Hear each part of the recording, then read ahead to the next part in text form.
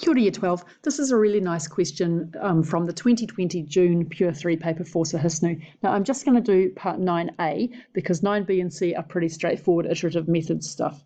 Just remember, please send me in any last minute questions you've got over the next couple of days and I should have time to either YouTube them or email you back. So in this question, we've got two curves. We've got y equals cosine of x, just between 0 and pi on 2. So that's that curve there. And then we've got another curve which is y is equal to k over 1 plus x. So that's this curve here. And the curves touch at the point where x equals p. So that word touch in there is really important because we need to understand what that means to do this question. So our goal is to show that p satisfies the equation tan of p equals 1 over p. So two things to notice here.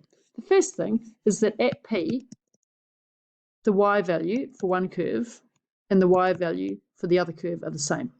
But the other thing to notice that's crucial for doing the question is that the fact that they touch means that there is a common tangent line.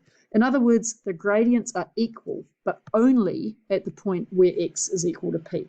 And what we're going to do is put both of those conditions together and then have a look at how we can get tan p equals 1 over 1 plus p. So this is another question where you have to keep an eye on where you're going or you won't get too far. So let's get into it by first of all equating the y values and then equating the x values.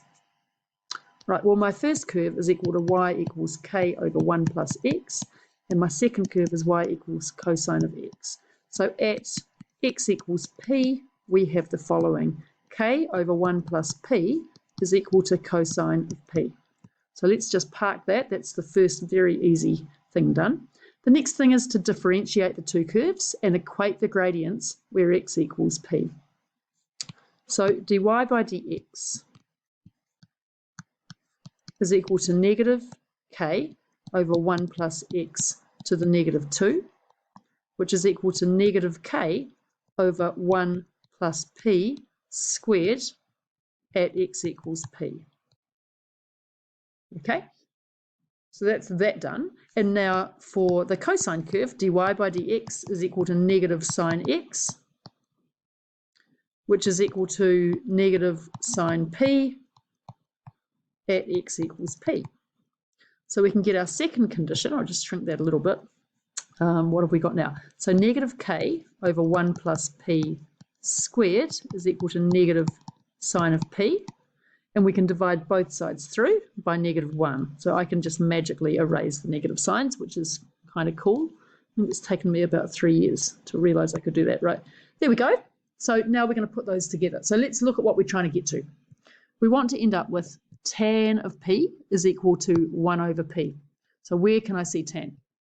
Well, it's pretty obvious, right? So we've got equation 1 here and we've got equation 2 down here.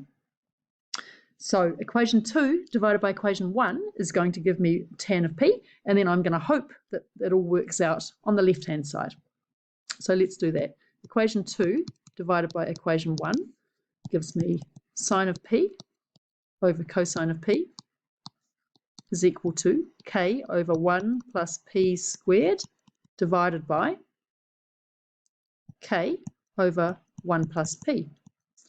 So tan of p is equal to k over 1 plus p squared times 1 plus p over k. Tan of p is equal to 1 over 1 plus p, as required. Definitely need a happy face for that one. There we go. Just send in any more questions you've got and I will do them as soon as I can.